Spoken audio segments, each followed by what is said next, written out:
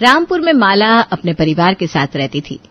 माला के परिवार में किसी भी चीज की कमी नहीं थी। उसका परिवार बिल्कुल हंसता खेलता था। तभी मीरा कुछ सोचती हुई आती है और माला के पास बैठ जाती है। माँ जी, आपसे एक बात करनी थी। हाँ बहू, बोलो। काफी दिन हो गए मैं मायके नहीं गई। माँ भी कई बार फोन करके बुला चुकी हैं। हाँ वो तो है। सोच रही थी अगर आप और रोहन इजाजत दे तो इस बार बच्चों को लेकर हफ्ते भर के लिए माँ के घर हो आऊं। हफ्ते भर? हफ्ते भर? इतने दिन के लिए? हाँ रोहन, पिछली बार तो शादी में ही गई थी ना, तब भी सिर्फ 2 दिन रुकी थी। अरे पर मेरा 1 हफ्ता। रोहन, माँ हमेशा कहती है मैं पहले की तरह कुछ दिन तो रुकूं, पर हर बार जल्दबाजी में आना जाना हो जाता है। अरे बहू, ऐसा तो है नहीं कि हमने तुम्हें जाने से मना किया हो, लेकिन हफ्ते भर तो बहुत ज्यादा हो जाएगा। और फिर घर कौन देखेगा? बच्चों की छुट्टियां भी नहीं है, पढ़ाई का क्या होगा? बच्चों के स्कूल में इस हफ्ते वैसे भी मिड सेशन ब्रेक चल रहा है। और घर की चिंता मत कीजिए, मैं सारा काम ठीक से समझा कर जाऊंगी। हाँ लेकिन मेरा ऑफिस का काम भी बहुत बड़ा हुआ है। ऑफिस का काम? मीरा, मैं हर दिन देर से आऊंगा, फिर घर में माँ अकेली रहेंगी। माँ अकेली कहाँ रहेंगी? सोनम दीदी पास ही तो रहती हैं। अरे क्या बहू, देखो ऐसा है ना कि घर में बहू के बिना खाली खाली सा लगता है। अच्छा माँ जी, अगर मैं न रहूं तो आपको मेरी याद आएगी? अरे बिल्कुल आएगी। सुबह की चाय कौन बनाएगा? और सबसे बड़ी बात, तुम्हारे हाथ का बना टेस्टी टेस्टी खाना जो नहीं मिलेगा। सच में खाने की तो सबसे ज्यादा याद आएगी। मतलब मुझे सिर्फ काम के लिए मिस करोगे आप लोग? अरे ऐसी बात नहीं है, आदत पड़ गई है ना तुम्हारी। लेकिन ठीक है, अगर तुम्हारी माँ तुम्हें बुला रही है और तुम जाना चाहती हो तो चली जाओ, पर जल्दी वापस आ जाना। पक्का। मीरा मुस्कुराते हुए खुशी से माँ और रोहन को देखती है। अगले दिन मीरा बच्चों को लेकर अपने मायके पहुंचती है। दरवाजा खुलते ही सरला बच्चों को गले लगा लेती है। अरे मेरी गुड़िया और शेरू आ गए? हाँ नानी। कितना बड़ा हो गया मेरा चिंटू, और मेरी पिंकी तो बिल्कुल अपनी मम्मा जैसी हो गई है। नानी, हमें बहुत मजा आने वाला है ना यहाँ? हाँ नानी, हम खूब खेलेंगे, बाहर घूमने भी चलेंगे और बहुत सारी टॉफियां भी खाएंगे। बिल्कुल, तुम दोनों के आने से तो घर में रौनक ही आ गई। बहुत मजा आएगा अब तो। चलो पहले कुछ खा लो, फिर बाहर घूमने चलेंगे। माँ, हमें आते ही खाने की पड़ी है, पहले थोड़ा आराम तो कर लेने दो। अरे माँ हूँ ना, मुझे पता है मेरी बेटी माँ के आते ही बच्ची बन जाती है, और वैसे भी यहाँ आराम ही तो करना है।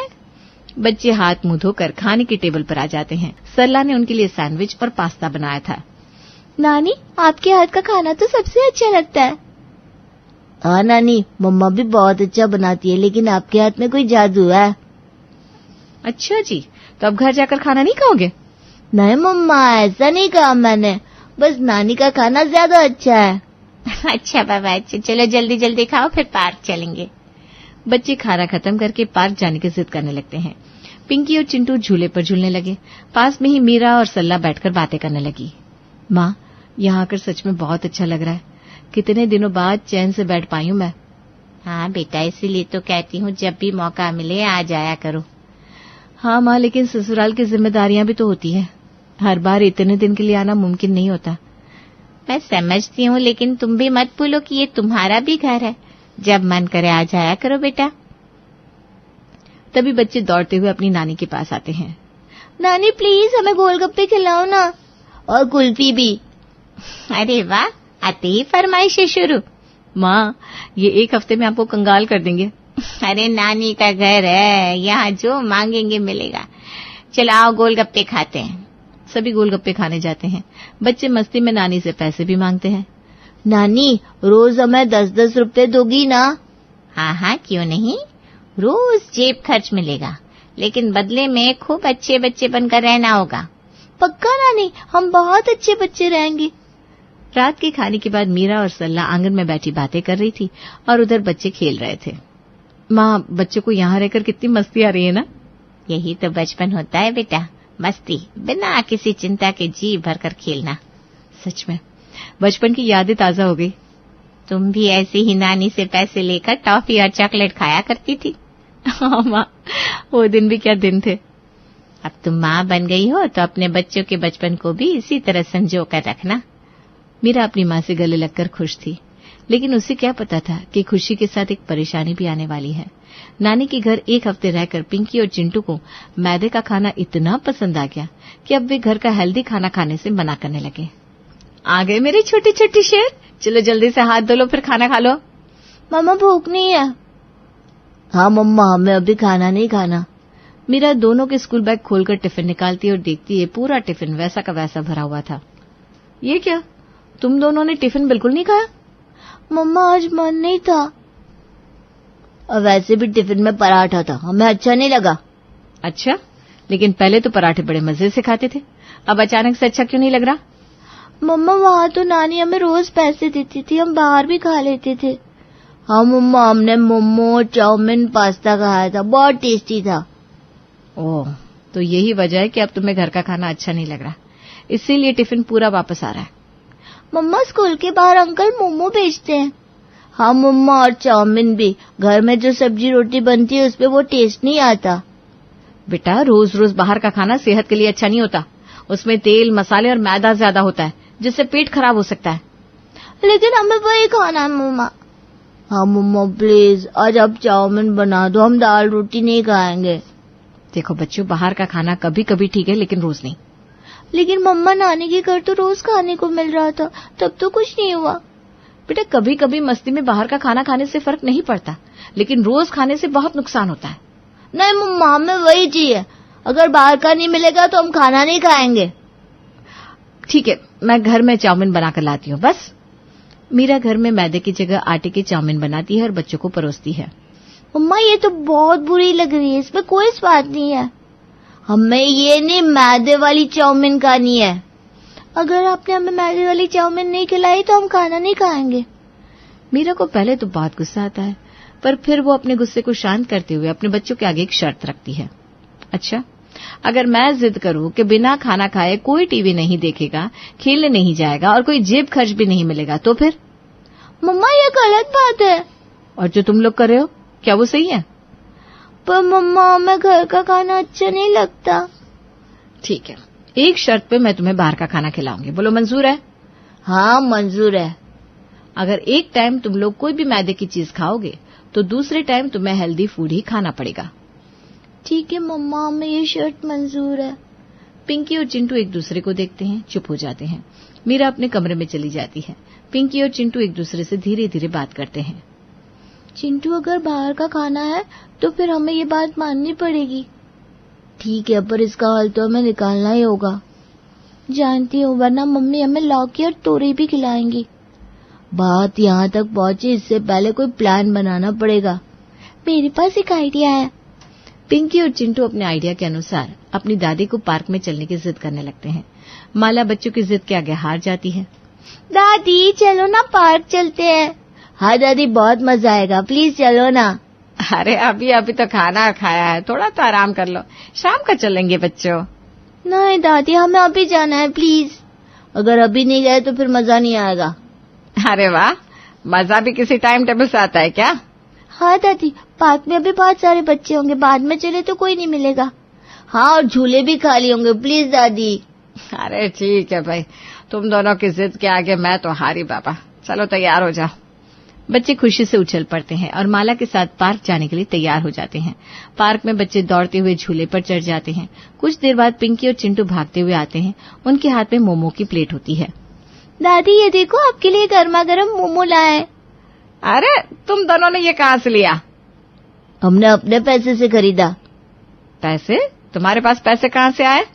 नानी ने दिए थे, जब हम उनके घर गए थे तो रोज हमें पैसे मिलते थे। हाँ दादी, और अब हम चाहते हैं कि आप भी ये मोमो खाओ, बहुत टेस्टी है। अरे नहीं बेटा, मुझे नहीं खाना, तुम दोनों खा लो। नहीं दादी, आपको खाना ही पड़ेगा। हाँ, नानी ने भी कहा था कि ये बहुत अच्छे होते हैं। लेकिन बेटा मैं बाहर का खाना कम खाती हूँ। दादी अगर आपने नहीं खाया तो हम भी नहीं खाएंगे। हाँ, हम जिद पर बैठ जाएंगे। ओहो, ये कैसी जिद है भाई? हमारी वाली जिद। तो अब आप मानोगे कि नहीं? ठीक है, दे दो। बच्चे खुश होकर मोमो माला को देते हैं। माला थोड़ा थोड़ा खाती है लेकिन उसे ज्यादा पसंद नहीं आता। अरे ये तो बहुत मसालेदार है भाई। हाँ दादी, यही तो मजा है। अब बताइए, अच्छा लगा ना? अच्छे हैं, पर घर का खाना ज्यादा अच्छा होता है। दादी आप भी ना मम्मी की तरह बात करती हो। लेकिन वैसे इसका स्वाद ज्यादा बुरा नहीं था। दादी फिर आप घर चलकर मम्मी से कहना कि मैदे का ही सामान बनाए। ये बात तो तुम दोनों भी कह सकते हो। कह तो सकते हैं दादी, पर मम्मा हमारी बात सुनेगी नहीं। ठीक है भाई, बच्चों की जिद के आगे कहाँ किसी की चली है। चिंटू और पिंकी का प्लान काम कर जाता है। अगले दिन माला खाने की टेबल पर बैठकर घर के बने खाने को खाने से मना कर देती है। मीरा को ये बात कुछ समझ में नहीं आती। माँ जी लीजिए, गर्मा गर्म खाना खाइए, आपकी पसंद की लौकी की सब्जी बनाई है। नहीं, मुझे भूख नहीं है। भूख नहीं है? माँ जी सुबह से आपने कुछ ठीक से खाया भी नहीं है और अब दोपहर का खाना भी छोड़ रही हैं। सब ठीक तो है? हाँ सब ठीक है, बस अब मन नहीं करता ये सब खाने का। कोई परेशानी है क्या? खाना अच्छा नहीं बना क्या? नहीं, खाने में कोई कमी नहीं है, लेकिन अब मुझे ना ये रोज रोज दाल रोटी सब्जी खाने का मन नहीं करता। तो फिर क्या खाने का मन कर रहा है? अब मुझे मैदे से बनी चीजें खाने का मन करता है। पास्ता, पिज्जा, चाउमीन, कुछ टेस्टी टेस्टी। मीरा अचंभित होकर माला को देखती है। उसे समझ में नहीं आता कि ये बदलाव अचानक कैसे आ गया। माँ जी आप मजाक कर रही हैं ना? नहीं बिल्कुल नहीं, सच में मेरा मन अब वही सब खाने को करता है। लेकिन माँ जी आप तो हमेशा हेल्दी खाने की बात करती थी। हाँ लेकिन अब मेरी पसंद बदल गई है। मीरा को कुछ समझ में नहीं आता, लेकिन वो माला से बहस करना नहीं चाहती, इसलिए शांत स्वर में पूछती है। अच्छा माँ जी, तो आज आपको क्या खाना है? तुरंत के तुरंत पास्ता, पिज्जा और चाउमीन चाहिए। या तो घर में बना दो या फिर बाहर से ऑर्डर कर दो। मीरा थोड़ा असमंजस में पड़ जाती है। वो चुपचाप फोन उठाकर बाहर से पिज्जा, पास्ता और चाउमीन ऑर्डर कर देती है, लेकिन उसके मन में सवाल घूमने लगते हैं। वो शाम को अपने पति से बात करती है। रोहन, तुम्हें कुछ अजीब नहीं लग रहा? किस बारे में? पहले तो सिर्फ बच्चे बाहर का खाने की जिद करते थे, अब माँ भी कर रही हैं। माँ? हाँ, वो रोज घर का खाना खाने से मना कर देती हैं। कहती हैं अब उन्हें बस मैदा और चाउमीन ही खानी है। अरे माँ, और ये सब तुम मजाक तो नहीं कर रही? रोहन, मैं मजाक क्यों करूंगी? ओहो, लेकिन अब क्या किया जाए? देखो ये तुम्हारी समस्या है, तुम समझो। मतलब क्या माँ सिर्फ मेरी जिम्मेदारी है? देखो मेरा ये मतलब नहीं था, बस तुम बेहतर तरीके से समझा सकती हो। ठीक है, मैं ही कुछ करती हूँ। मीरा नाराज होकर करवट बदल लेती है और रात भर सोचती है कि क्या किया जा सकता है। अगले दिन सुबह माला की तबीयत अचानक खराब होती है। मीरा डॉक्टर राजीव को घर बुलाती है। डॉक्टर साहब, माँ की तबीयत सुबह से ही खराब लग रही है, पेट में दर्द है और बहुत कमजोर भी लग रही है। माला जी कैसा महसूस हो रहा है? पेट में अजीब सा दर्द हो रहा है डॉक्टर साहब, कमजोरी भी लग रही है। क्या आपने पिछले कुछ दिनों में कुछ अलग खाया है? जी डॉक्टर, माँ जी पिछले कुछ दिनों से बाहर का खाना, खास करके मैदे की चीजें बहुत ज्यादा खा रही थी। Pizza, pasta, chowmein. यही कारण है, जरूरत से ज्यादा मैदा खाने से पाचन तंत्र पर बहुत बुरा असर पड़ता है और आपकी तबीयत इसी वजह से खराब हुई है। बच्चे सहम कर एक दूसरे को देखते हैं। पिंकी धीरे धीरे मीरा के पास आकर कान पकड़ लेती है। चिंटू भी आंखें झुकाकर खड़ा हो जाता है। मम्मा हमें माफ कर दो। हाँ मम्मा, हमें नहीं पता था कि ये सब खाने से तबीयत इतनी खराब हो जाती है। बेटा यही बात तो मैं कब से समझाने की कोशिश कर रही थी। अब समझ में आया कि बाहर का खाना रोज रोज कितना नुकसानदेह हो सकता है। जी डॉक्टर अंकल। डॉक्टर राजवीर दवाइयां लिखकर चले जाते हैं। मीरा डॉक्टर को छोड़कर वापस कमरे में आती है और माला के पास बैठी होती है। बच्चे खेल रहे होते हैं। तभी माला मीरा का हाथ पकड़कर धीरे से कहती है, मीरा मुझे तुमसे कुछ कहना है। जी माँ। मैं सच में बीमार नहीं थी। क्या? मैंने सिर्फ नाटक किया था ताकि बच्चों को सबक मिल सके। मीरा हैरान रह जाती है, फिर धीरे धीरे मुस्कुराती है। माँ जी आपने भी ना, मुझे सच में लगा कि आपकी तबीयत बिगड़ गई है। अरे ऐसा नहीं है, बच्चों को सबक सिखाना जरूरी था। मैंने तो घबराकर पानी लाने के लिए दौड़ लगा दी थी और इसीलिए तो डॉक्टर को बुलाना पड़ा। अरे जब ये दोनों बच्चे इतने शरारती हो सकते हैं तो क्या मैं नहीं हो सकती? हो सकती है। मैंने सोचा जरा मजाक कर लूं, देखो कौन कौन सच में चिंता करता है। माँ जी आपने कमाल ही कर दिया। आपकी शरारत ने न सिर्फ मुझे डरा ही दिया। अरे भाई आखिर दादी किसकी हूँ? शरारत करना सिर्फ बच्चों का हक थोड़ी ना है, हमारी भी तो उम्र रही है। ये बात भी सही है। कभी कभी बच्चों को भी दिखाना चाहिए कि बुजुर्ग भी कम नहीं होते। आपको देखकर लग रहा है कि हम सबको भी अपनी शरारतें बढ़ानी चाहिए। मीरा और माला हंसने लगती हैं। तभी पिंकी और चिंटू उनके पास आते हैं। मम्मा, हम आज क्या खाने वाले हैं? लेकिन मम्मा, अब बाहर का खाना नहीं खाएंगे, तो फिर टेस्टी वाला क्या खाएंगे? अच्छा, अगर मैं कहूँ कि मैं तुम्हारे लिए घर में ही टेस्टी चाउमीन बना सकती हूँ तो? सच मम्मा? पर घर में चाउमीन नहीं बनती। आप बनेगी? हाँ, लेकिन हम इसे ना आटे से बनाएंगे, मैदे से नहीं। आटे की चाउमीन? हाँ, वही टेस्टी स्वाद, लेकिन हेल्दी तरीके से। तो चलो मम्मा, जल्दी से बनाओ। मीरा और माला रसोई में जाती हैं और दोनों मिलकर आटे की चाउमीन बनाती हैं। बच्चे खुश होकर अपनी हेल्दी और टेस्टी चाउमीन खाते हैं। ये हमारा गुड़ से परिवार और ये है इनका घर। अरे अरे अरे, एक मिनट, पिछली बार जब मैं इनसे मिलने आई थी तब तो ये किसी और घर में थे और इससे पहले किसी और घर में। आप भी सोच रहे होंगे ना कि मैं क्या कह रही हूँ, तो ये लोग अलग अलग घर क्यों बदलते हैं आखिर? अरे जरा सब्र कीजिए, अभी आपको पता चल जाएगा। अरे इससे अच्छा तो हम फ्लैट में थे। यहाँ मकान में ना तो किसी बात की सेफ्टी है, ना कोई चौकीदार। कोई भी कभी आ जाता है मुंह उठाए। अरे हाँ, अब तो हमारी नैन्सी भी बड़ी हो गई है, उसकी सेफ्टी का भी तो ध्यान रखना है हमें। अरे आप सभी ने तो कहा था ना कि हमें फ्लैट में नहीं रहना, हमें अपना मकान चाहिए, इसीलिए तो इतना बड़ा मकान लिया है हमने।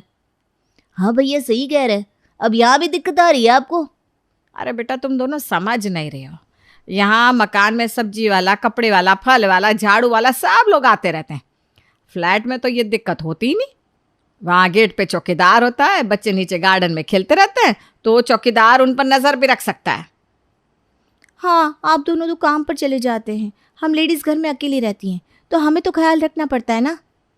आप एक काम कीजिए, वो राजपत नगर रोड पर वो बड़े फ्लैट बन रहे हैं ना, वहाँ पर आप एक फ्लैट ले लीजिए। मैं तो कहती हूँ वहाँ सबकी ऊपर के माले पर लीजिएगा फ्लैट। वहाँ हवा, पानी, रोशनी भी अच्छी आएगी और सेफ्टी भी रहेगी। हाँ, विधि सही कह रही है।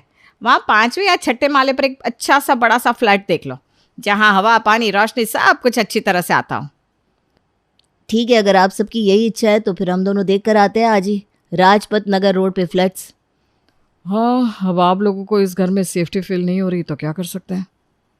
प्रकाश और दीपक ने एक बार फिर अपना घर बदलने का फैसला किया।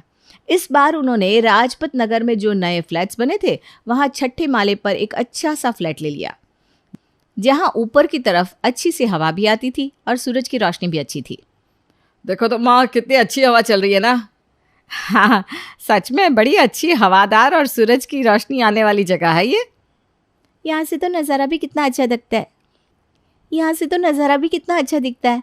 बाहर की तरफ देखो तो जरा जीजी। अरे रात को लाइट्स में और भी अच्छा दिखेगा सब कुछ। मैंने कहा था ना, ये फ्लैट्स हमारे लिए बढ़िया रहेंगे।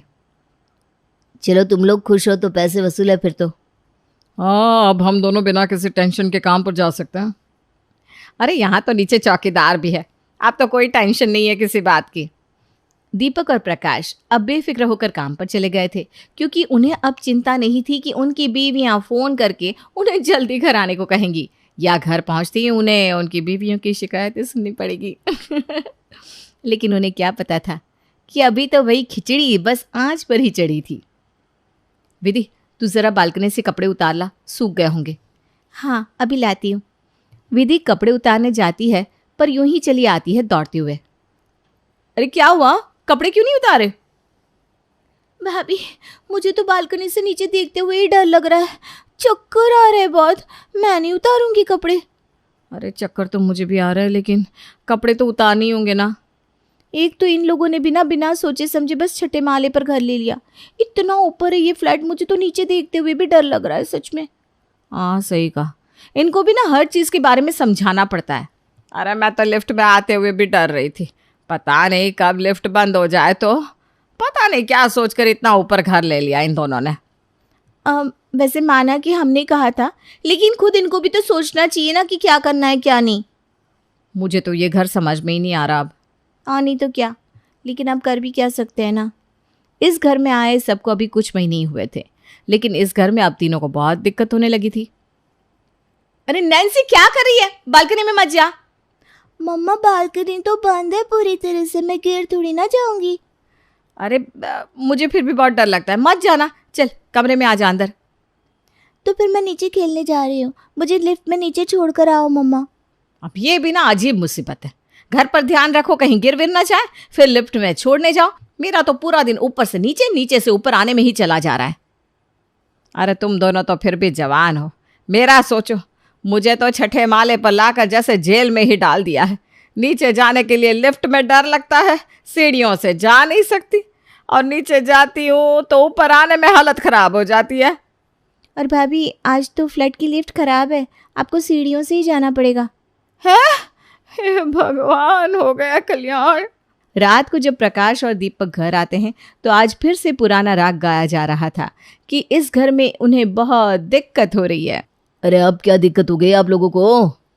हाँ, आपके कहने पर ही तो ये छठे माले पर मकान लिया था, अब यहाँ भी मज़ा नहीं आ रहा है। आज पता है यहाँ की लिफ्ट बंद हो गई, मेरी तो हालत खराब हो गई है नीचे जाते हुए ऊपर आते हुए। मुझे तो नीचे देखते ही ना कुछ होने लगता है, चक्कर आने लगते हैं। मैं नहीं रह सकती भाई इस घर में। अरे मेरा तो पूछो ही मत, मुझे तो जैसे यहाँ कैद ही कर दिया है सबने।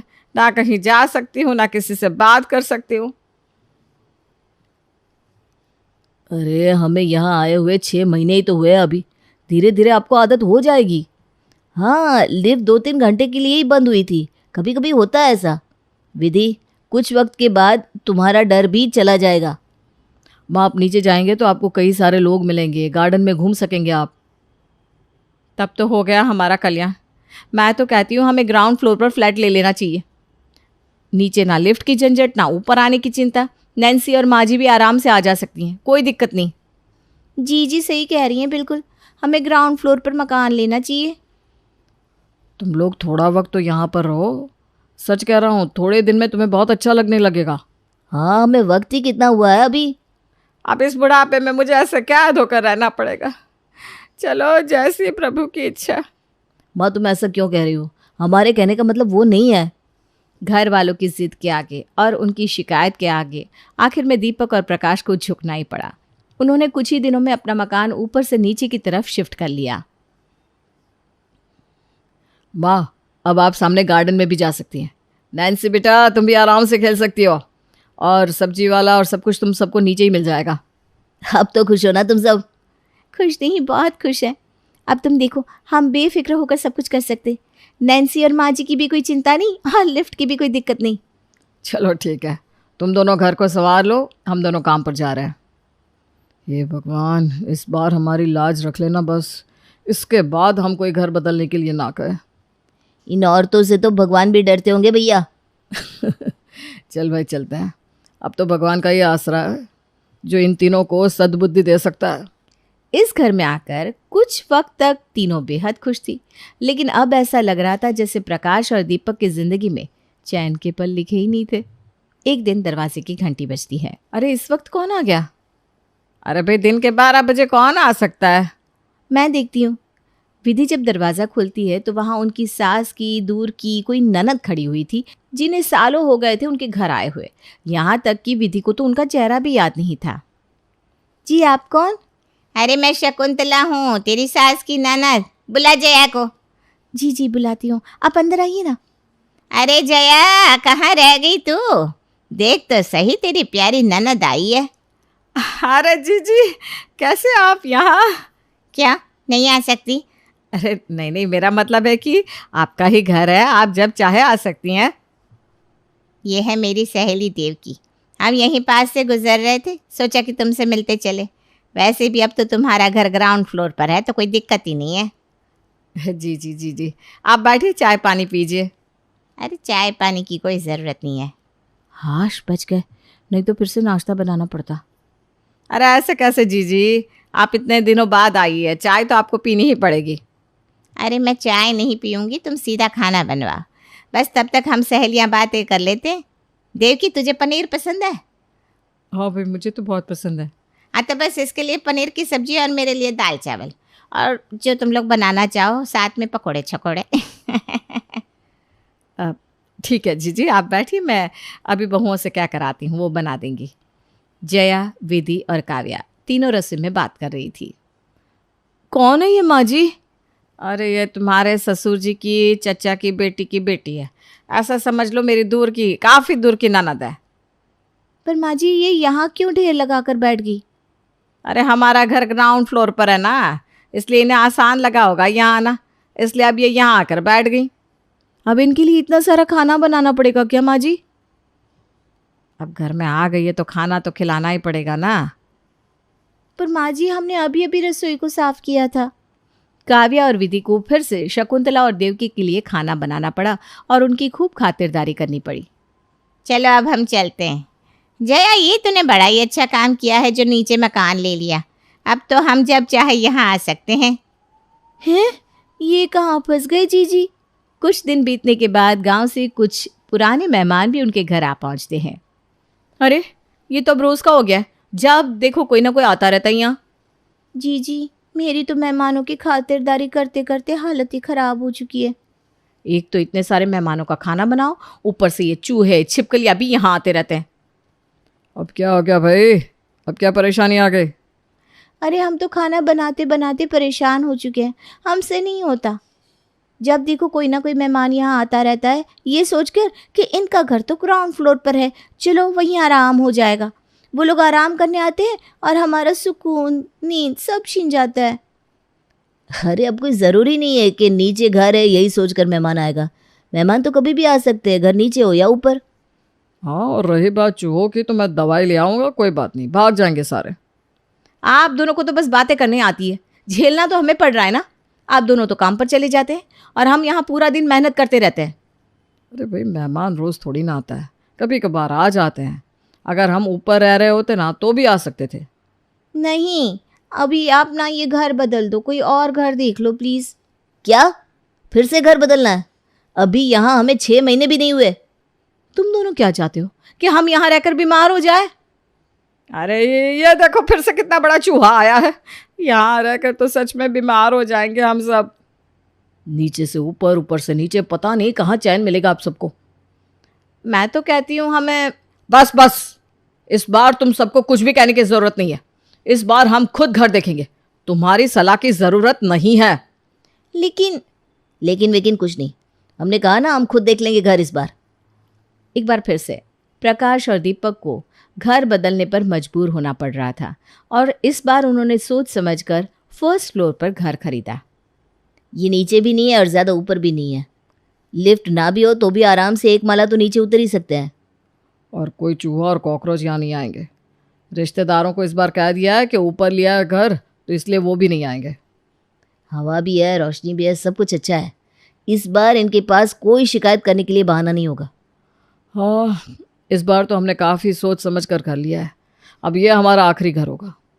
इस बार दीपक और प्रकाश ने सोच समझकर हर चीज़ की जांच करने के बाद ही फर्स्ट फ्लोर पर घर को खरीदा था। उन्हें पता था कि इस बार उनकी पत्नियों के पास इस घर के लिए कोई भी शिकायत नहीं होगी, क्योंकि इस घर में ऐसा कुछ नहीं था जिसलिए वो उनसे बहस कर सके। अरे वाह, यहाँ तो हवा भी अच्छी आ रही है। हाँ, रोशनी भी कितनी अच्छी है। और लिफ्ट ना हो ना तो भी कोई दिक्कत नहीं है, आसानी से 1 माला तो उतर सकते हैं हम सब। मैं तो यहाँ से गार्डन भी अच्छे से देख सकती हूँ। तो तुम सब मानते हो ना कि इस बार हमने अपने दिमाग से एक बेहतर घर ढूंढा है आप सबके लिए? हाँ, सच कहा, ये तो तुम दोनों ने कमाल ही कर दिया। यहाँ तो कोई बात की शिकायत ही नहीं है कहने को हमारे पास। इसीलिए तो हमने कहा था तुम ये सब हम पर छोड़ दो। अरे वाह बेटा, कमाल कर दिया तुम दोनों ने। वैसे कितने का पड़ा ये मकान तुम दोनों को? ये फर्स्ट फ्लोर वाला हमें थोड़ा सा महंगा पड़ा, इसके लिए हमने 10 लाख ज़्यादा दिए हैं, क्योंकि ज़्यादा सुविधा है ना इसलिए। क्या 10 लाख ज़्यादा दिए? अरे आप दोनों को सच में घर खरीदने की समझ ही नहीं है, ऐसे ही पैसे बर्बाद कर दिए। और नहीं तो क्या, इस मकान में ऐसा है क्या? कुछ खास तो है नहीं। ये इतना ऊपर भी नहीं है जो ठंडी हवा आ सके, कपड़े भी ना देर से सूखेंगे। और नहीं तो क्या, और आसपास के फ्लैट्स भी खाली पड़े हैं, इतने महंगे हैं तो कोई बात करने वाला भी नहीं है। अरे हमसे एक बार तो पूछ लेते। मैं तो कहती हूँ कि हमें बस, तुम सबसे कोई नहीं निपट सकता, आज मैंने ये जान लिया है। लेकिन एक बात हम दोनों आपसे कह देते हैं कि अब ये हमारा आखिरी मकान होगा। इसके बाद हम कोई भी मकान नहीं बदलेंगे, ना ऊपर ना नीचे, ना दाएं ना बाएं। एक घर से दूसरा घर, दूसरे से तीसरा, तुम सबको हर घर में दिक्कत रहती है। लेकिन हम ये कह रहे थे कि वो दरवाज़ा देख रहे हो तुम तीनों? हाँ देख रहे हैं, उसमें ऐसा क्या खास है? अब तुम तीनों ने मुंह खोला तो उस दरवाजे से नीचे चले जाना, हम दोनों यहीं रहने वाले हैं, कहीं नहीं जाएंगे यहाँ से। ससुराल है या कोई लिफ्ट? नीचे से ऊपर, ऊपर से नीचे। प्रकाश और दीपक को आग बबूला होते देखकर तीनों के मुंह से एक शब्द भी नहीं निकलता। तीनों चुपचाप अपने कमरे में चली गई। तो आपने कितने घर बदले हैं, नीचे से ऊपर या ऊपर से नीचे? विमला देवी का छोटा बेटा राघव जो अमेरिका में नौकरी करता था, वहीं पर उसे अंजलि नाम की लड़की से प्यार हो गया। अंजलि थी तो इंडियन, लेकिन शुरू से ही वो अपने पेरेंट्स के साथ अमेरिका में ही रही, इसलिए उसका रहन सहन इंडिया और अमेरिका दोनों का ही मिक्स था। उसकी मम्मी पापा इंडिया से ही बिलोंग करते थे, इसलिए उनकी शादी में भी ज़्यादा कुछ परेशानी नहीं हुई। परिवार के सब लोग तो उनकी शादी से बहुत खुश थे, लेकिन अगर कोई खुश नहीं था तो वो थी राघव की भाभी कोमल। वो क्यों? वो तो आपको आगे ही पता चलेगा, चलिए देखते हैं। देखो तो जरा, इस महारानी के घर में आते ही सब लोग कैसे फूल की तरह खिल रहे हैं। मुझे तो ये समझ में नहीं आता, जब ये दोनों अमेरिका में नौकरी कर रहे थे तो इन लोगों को यहाँ पर आने की जरूरत क्या थी? अच्छा भला चल रहा था सब कुछ यहाँ पर। ये दोनों यहाँ पर नहीं आते तो ये सारी प्रॉपर्टी मेरी हो जाती, लेकिन अब तो घर का आधा हिस्सा इनको ही मिल जाएगा। मुझे कुछ भी करके इन्हें यहाँ से वापस भेजना होगा। मम्मी जी को कुछ तो पट्टी पढ़ानी होगी जिससे मम्मी जी खुद ही इसे यहाँ से वापस भेज दे। बेटा, जब से तुम यहाँ पर आई हो ना, तब से हम तुम्हारे हाथ का कुछ खा ही नहीं पाए। इतने दिनों से घर में मेहमानों का ही आना जाना लगा हुआ था। इतने दिन बाद समय मिला है तो आज तुम सबके लिए अपने हाथों से अपनी पहली रसोई बनाओ। मेरी बड़ी बहू तो बहुत अच्छा खाना बनाती है, अब मैं भी तो देखूं छोटी बहू को भी उतना अच्छा खाना बनाना आता है कि नहीं। अरे मम्मी, आप अंजलि को कम मत समझो। अगर एक बार आपने अंजलि के हाथ का खाना खा लिया ना, तो अपनी उंगलियां चाटती रह जाओगी। अच्छा, अब ये तो खाना खाने के बाद ही पता चलेगा बेटा। अंजलि किचन में सबके लिए अपनी पहली रसोई बनाने के लिए चली जाती है। ओफो, मुझे तो इंडियन कुछ बनाना आता ही नहीं, बस बर्गर पिज़्ज़ा बनाना आता है, वही बनाना पड़ेगा। पता नहीं सबको पसंद आएगा कि नहीं। अंजलि सभी के लिए सैंडविच, बर्गर और पिज़्ज़ा बनाकर तैयार करती है और कोल्ड ड्रिंक के साथ सारा खाना टेबल पर सर्व करती है। वाह चाची, ये पिज्ज़ा तो आपने बहुत टेस्टी बनाया है। मैं मम्मी को इतनी बार पिज्ज़ा बनाने के लिए कहता हूँ, लेकिन मम्मी तो मुझे थोड़ी सी पिज्ज़ा सॉस और चीज़ डालकर दे देती है। अच्छा हुआ आप और चाची यहाँ पर आ गए। अब मेरा जब भी पिज्ज़ा खाने का मन करेगा, मैं आपसे ही पिज्ज़ा बनवा कर खाऊंगा। घर की रोटी सब्जी तुझसे खाई नहीं जाती ना, जब देखो तब बाहर का अचर कचर खाना है। कोई जरूरत नहीं है इसके लिए ये सब बनाने की। बहू, विदेशी तो विदेशी, लेकिन अपनी पहली रसोई तुमने बहुत ही अच्छी बनाई। ये लो, हम दोनों की तरफ से तुम्हारे लिए ये शगुन। अरे लेकिन पापा जी, इसकी भला क्या जरूरत थी?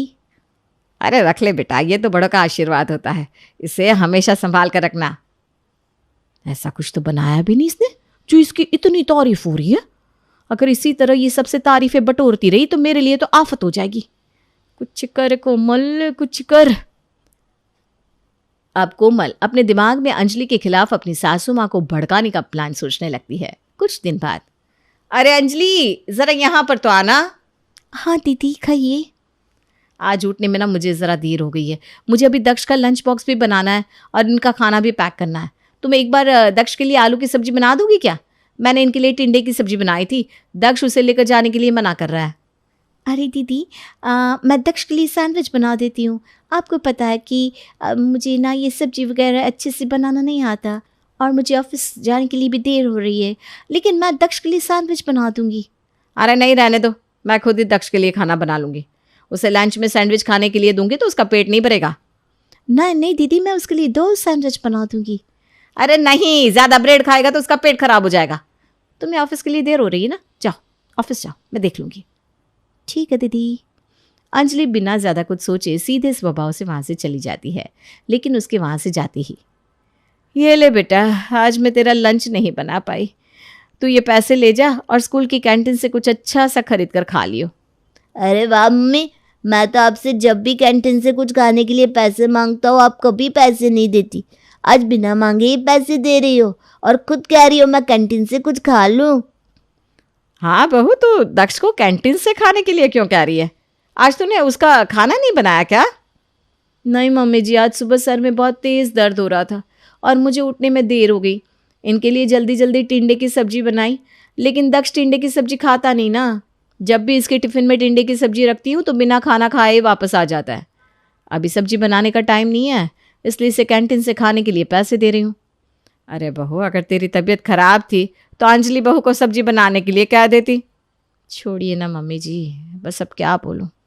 ये ले बेटा पैसे और ध्यान से स्कूल जाना। Okay mummy. अरे बहू, क्या बात है, तू मुझे कुछ परेशान सी लग रही है। आज तक तूने मुझसे कोई बात नहीं छुपाई, तो अब क्यों छुपा रही है? कुछ भी आपसे छुपा नहीं है मम्मी जी।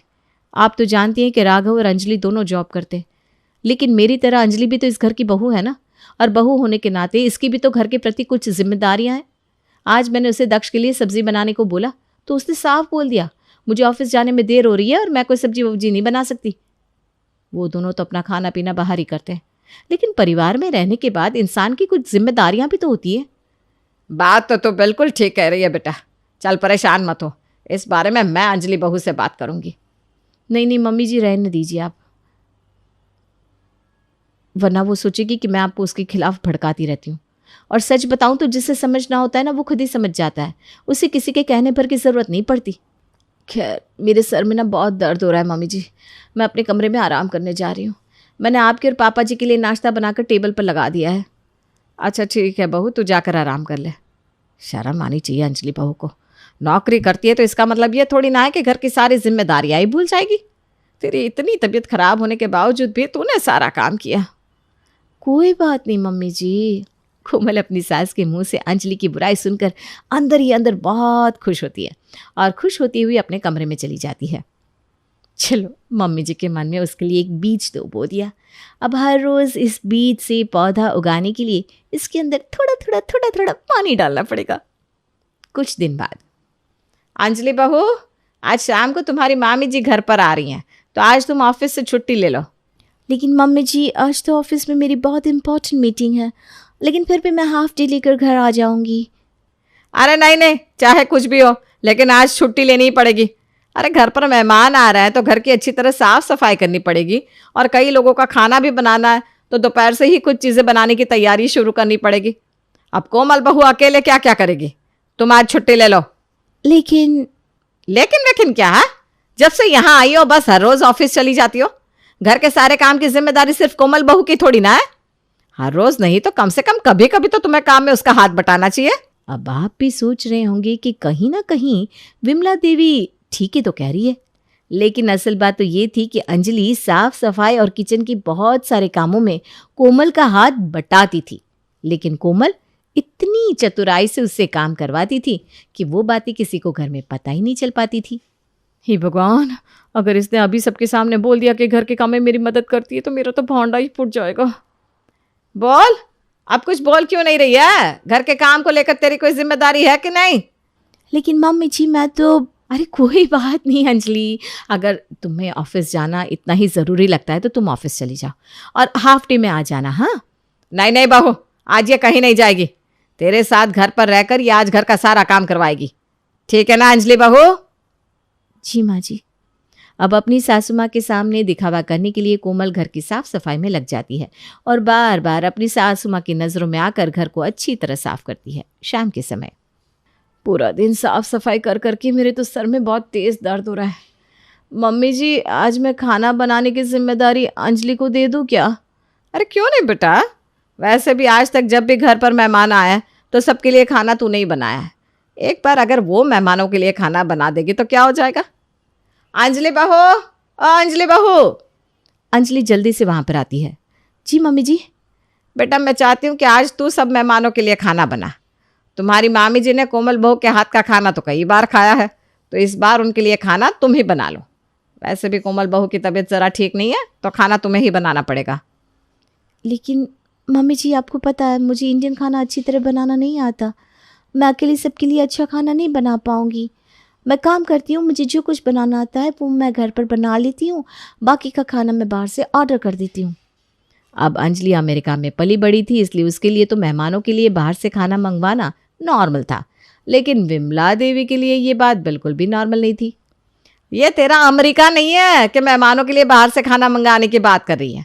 हमारे यहाँ मेहमानों को भगवान का दर्जा दिया जाता है और अपने हाथों से उनके लिए घर पर प्यार से खाना बनाया जाता है। तू तो बस जब देखो तब घर के काम से बचने के लिए नए नए बहाने ढूंढती रहती है। अगर तुझे मेहमानों के लिए खाना नहीं बनाना तो मत बना, मैं अपने आप बना लूंगी। अरे नहीं नहीं मम्मी जी, मेरे होते हुए आप किचन में जाकर खाना बनाओ, ये मैं बिल्कुल नहीं देख सकती। मैं सर दर्द की दवाई लेकर सबके लिए खाना बना दूंगी। देख जरा देख, शर्म आनी चाहिए तुझे। नहीं दीदी, आप रहने दो, मैं खाना बना लूँगी। अच्छा ठीक है, मैं थोड़ी देर दवाई लेकर आराम कर लेती हूँ। अब कोमल तो ये अच्छी तरह जानती थी कि अंजलि को इंडियन खाना बिल्कुल भी अच्छा बनाना नहीं आता, और जब मेहमान उसके हाथ के बने हुए ऐसे खाने को खाएंगे तो उसे अंजलि के लिए अपनी सासू माँ को भड़काने का एक और मौका मिल जाएगा। कुछ देर बाद अंजलि खाना बनाकर तैयार कर देती है। पता नहीं सबको ये खाना पसंद आएगा भी या नहीं। मम्मी जी भी आने वाली होगी, तब तक मैं जाकर तैयार हो जाती हूँ। अंजलि तैयार होने के लिए अपने कमरे में जाती है। अरे आज तो मामी जी घर पर आ रही है ना, तो तुम ये जीन्स टॉप क्यों पहन रही हो? आज तुम साड़ी पहन लो, वरना मम्मी गुस्सा करेंगी। पहननी तो मुझे साड़ी थी, लेकिन उस दिन जब मैं अपनी रेड वाली साड़ी प्रेस कर रही थी तो वो जल गई, और मेरी ग्रीन वाली साड़ी ड्राई क्लीनर के पास है। अब जानते हो कि मेरे पास सिर्फ 2 ही साड़ियाँ हैं, अब जो कपड़े हैं वही पहनने पड़ेंगे ना। अच्छा ठीक है। कुछ देर बाद उनकी मामी जी घर पर आती है और अंजलि सबके लिए टेबल पर खाना सर्व करती है। वैसे छोटी बहू दिखने में तो बहुत सुंदर है, लेकिन कपड़े पहनने का रहन सहन लगता है सीखा नहीं है अभी तक हमारे वाला। अभी भी अमेरिका वाली ही आदत अपनाई हुई है बहू ने। बेटा, हम समझ सकते हैं कि तुम बचपन से अमेरिका में पली बड़ी हो, लेकिन ये तुम्हारा ससुराल है, और ससुराल में जब मेहमान आते हैं ना, तब तो कम से कम तुम्हें साड़ी पहननी चाहिए। वो मामी जी, अरे कोई बात नहीं ना मामी जी, अभी इसकी शादी को टाइम कितना हुआ है, धीरे धीरे सीख जाएगी।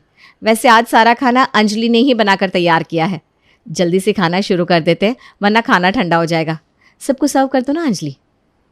जी दीदी।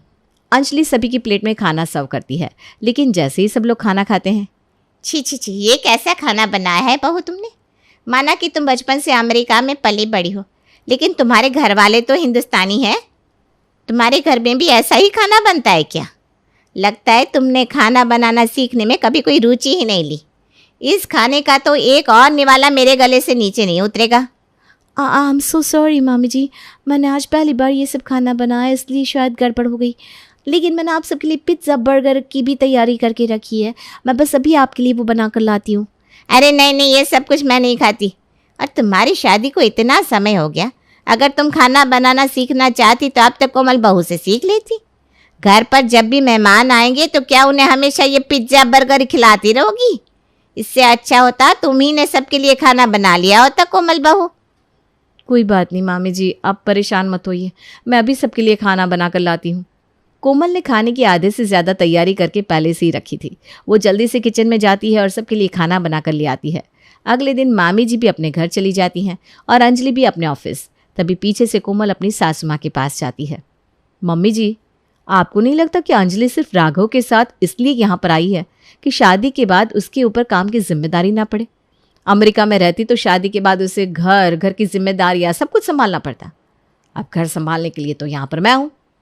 देखिए, या तो अब अंजलि को कहिए कि वो अपनी नौकरी छोड़कर मेरे साथ घर संभाले, या फिर अमेरिका चली जाए, क्योंकि मैं तो अकेले घर की सारी जिम्मेदारी नहीं उठा सकती।